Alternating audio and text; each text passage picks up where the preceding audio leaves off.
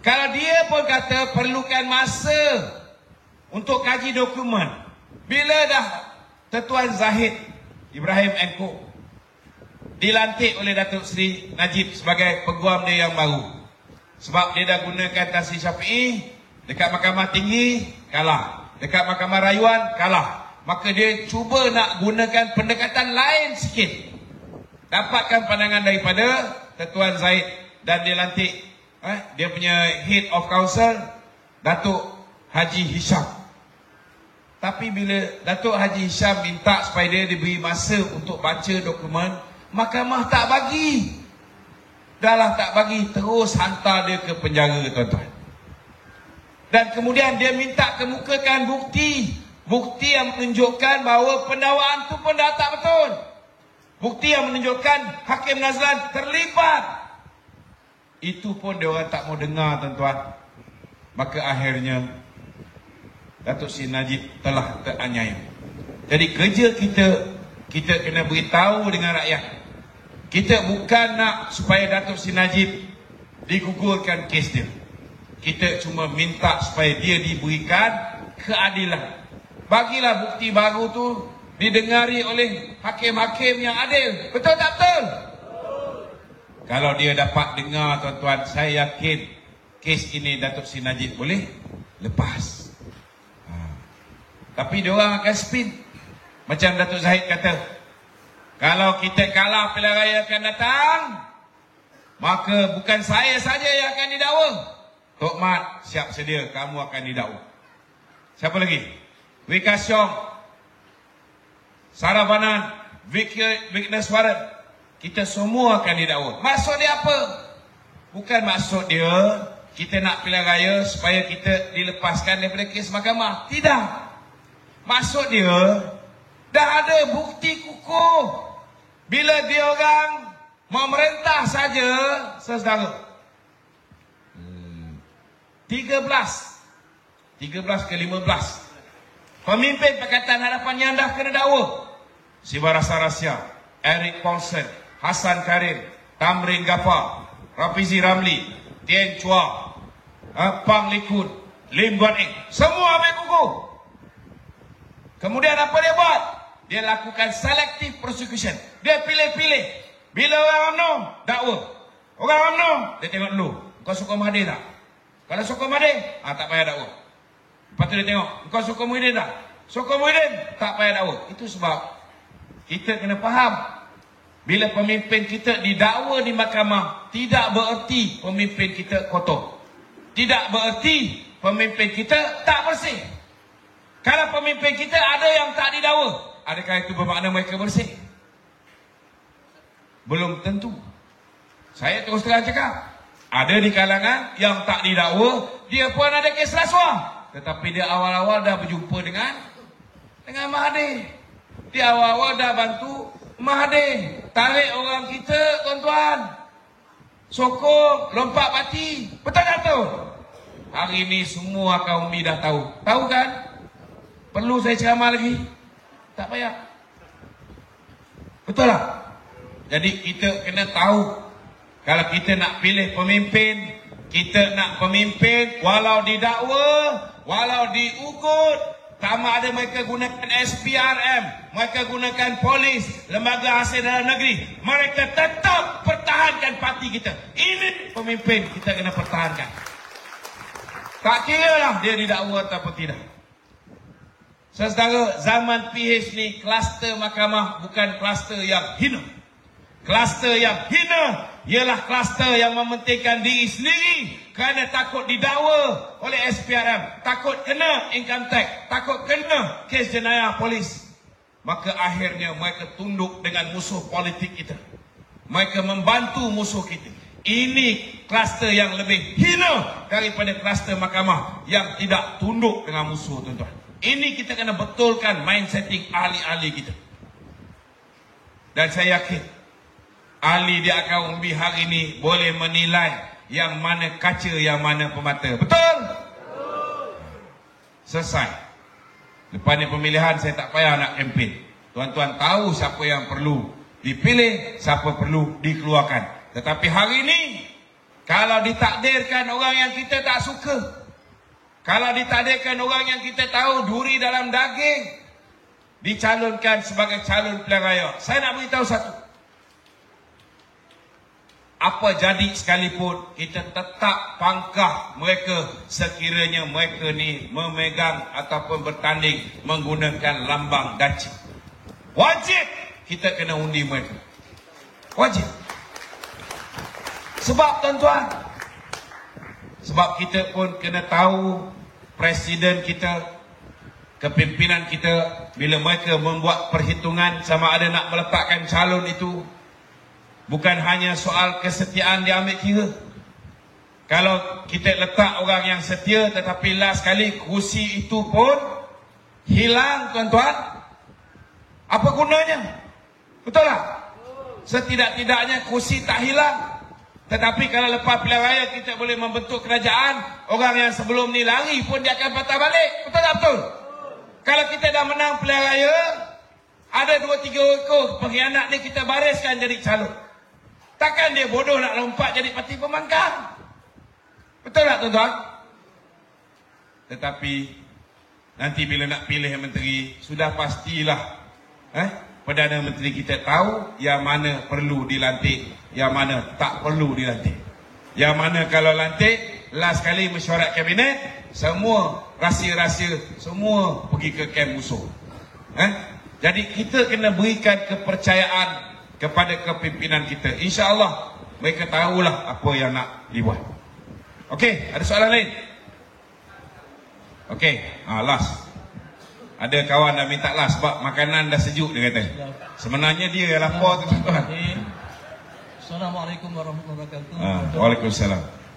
Saya ada 2 soalan pendek saja. Oh, okey. Saya nak menarik perhatian Dewan. Terkafekah kita selepas terbubarnya Dewan? Satu soalan. Soalan yang kedua, kalau sekarang ni, soalan pertama tu apa? Katakanlah kafe. Haji kata bila kita ubah saja Dewan, maka kita jatuh terkafe. Jadi saya tanya, terkafekah kita? Kafe tak sengaja lah. Itu soalan saya. Pendek saja.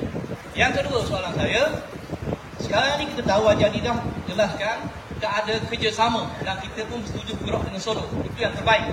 Tetapi di peringkat akar umbi, contoh di kampung saya, saya tanya, bagaimana pandangan awak terhadap kepimpinan awak? Dia kata, biarkan mereka, bagi saya yang terbaik menyokong anda semua. Jadi apa pandangan Datuk dalam soal ini? Soalan nombor 2 itu tak apa jelas. Boleh ringkaskan dan bagi jelas sikit. Bila terbubarnya terbubarnya kita, dituduh macam-macam, kemudian Presiden dikata dia tak akan kerjasama dengan UMNO. Okey. Di peringkat akar umbi, contoh di kampung saya lah, sini kampung saya tanya dia, bagaimana pandangan awak terhadap kepimpinan awak? Dia kata itu ada, bagi kami di kampung tetap menyokong UMNO. Jadi apa pandangan Datuk dalam soal ini? Okey, sebenarnya macam inilah tuan-tuan.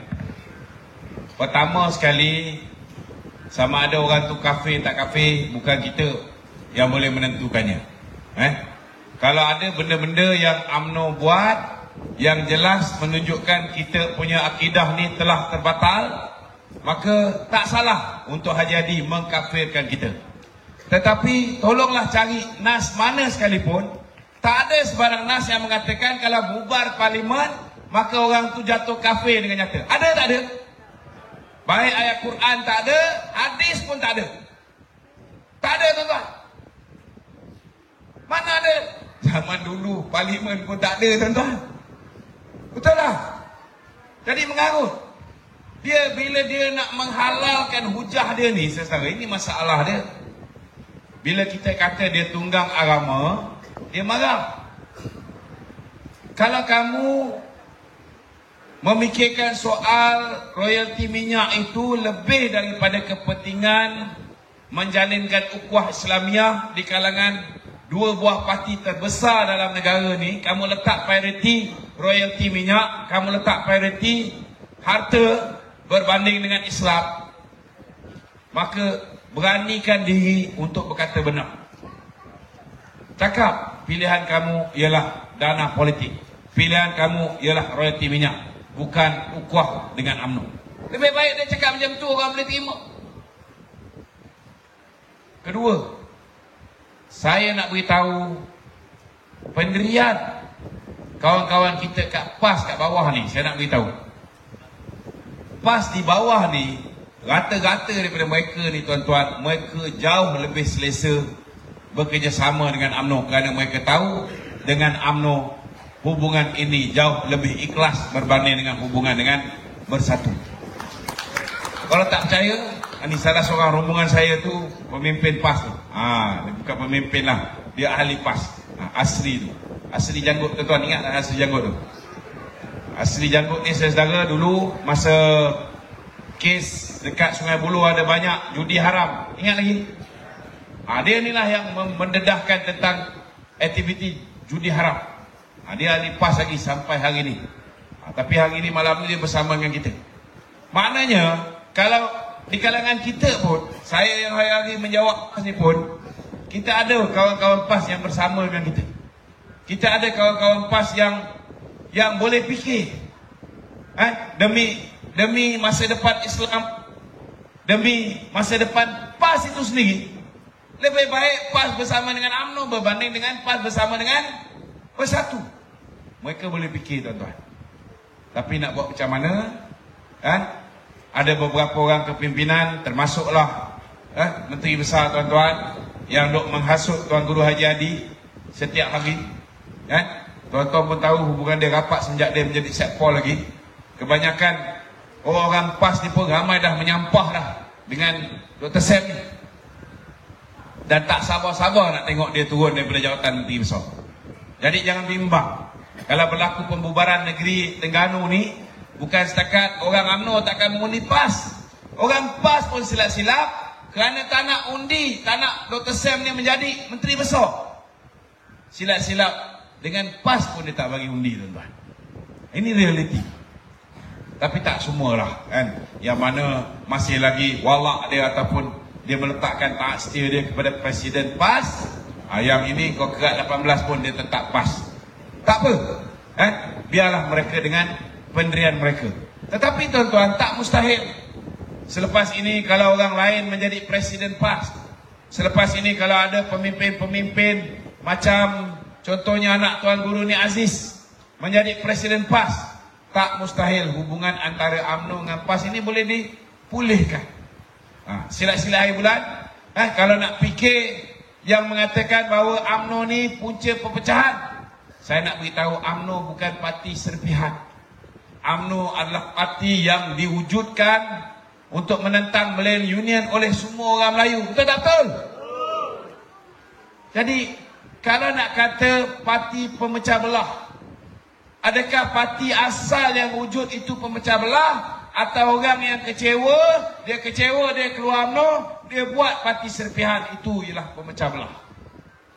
Itu pun tuan-tuan boleh fikir sendiri. Betul tak betul? Kalau tak nak pecah belah, senang saja.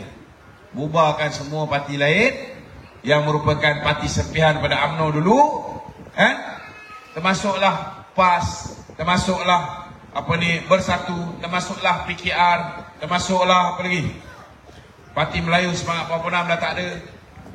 Bubar semua ni, masuk UMNO. Barulah tak ada merebut perempuan yang sama. Betul tak? Ini semua orang merebut nak dapatkan sokongan dan undi orang Melayu. Kalau selagi mereka kejar benda yang sama tuan-tuan, saya boleh jamin tuan-tuan, kalau dia berdamai sekejap pun, last kali dia akan bergaduh juga. Dulu kita pernah bersama dengan PAS di dalam perikatan, ingat lagi? Ingat lagi dah? Bila ada ahli kita ditarik masuk PAS, ada ahli PAS ditarik masuk UMNO, last kali apa jadi? Tak aman. Tak aman. Lebih baiklah bubar, semua duduk di dalam satu parti. Jadi tak ada orang yang akan fikir tentang parti masing-masing. Semua buat kerja untuk satu parti saja.